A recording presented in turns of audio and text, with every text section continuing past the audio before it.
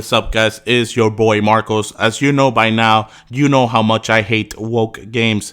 And today I'll be talking about the wokest game probably in gaming history, The Last of Us 2 versus the king of gaming, Elden Ring. I am not a big fan of Elden Ring. Some may say that I am a Sony fanboy because my favorite franchise has been God of War since always. You can think whatever you want of me, but I have to give credit when credit is due.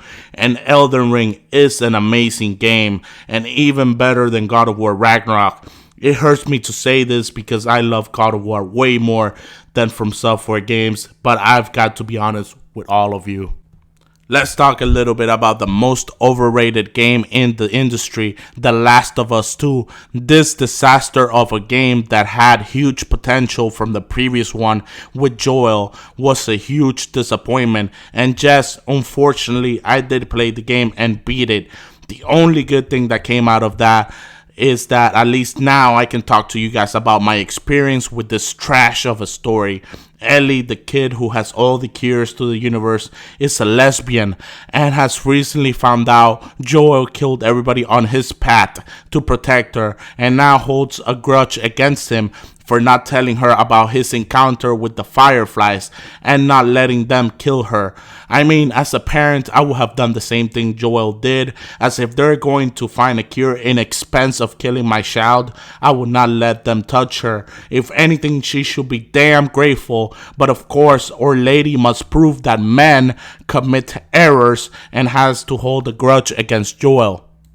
So then we get to play with Abby, who has been taking some serious steroids to look like a pit bull. Her design is horrible. She looks like a man, but I think they originally were going to make her a transgender, but then decided not to. So she stayed in the middle. We really don't know what type of specimen Abby is.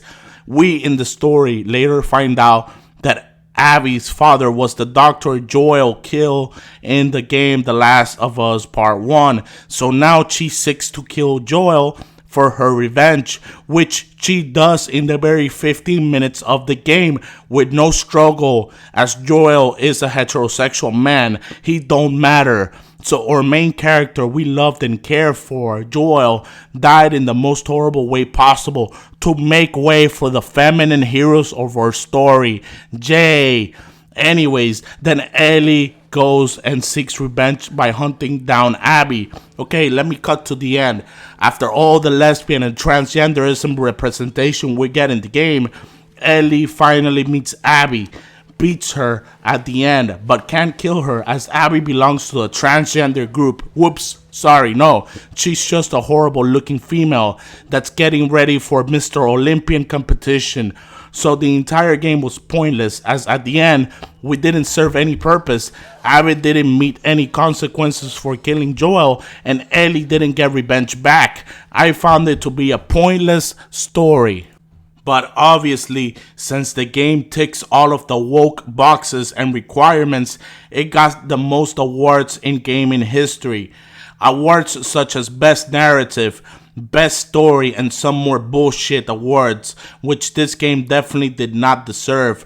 Most of real gamers hate this game. I haven't met a single gamer that likes The Last of Us 2.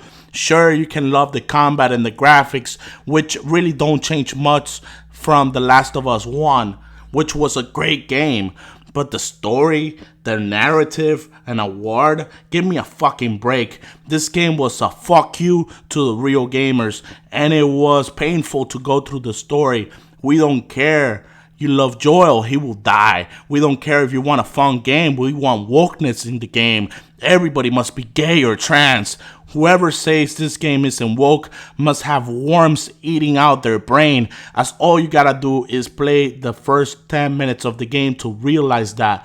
This game only won these awards because of the sickos behind the game awards that only care about their woke ideology and own agenda.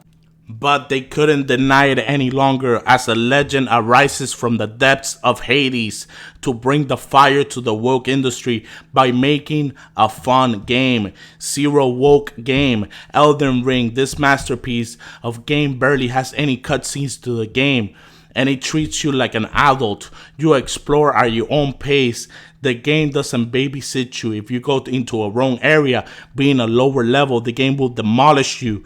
The game requires skills, tactics, teamwork, and patience to master, so it makes it super rewarding to kill a boss you've died to 100 times. From Software has created a game that will be remembered for years to come as the king of games. A new era of games is upon us, as this game brings us back to the basics of gaming, which is to have fun, to be careful because your actions have consequences. This game makes you think about your choices and lets you enjoy the game however you prefer it.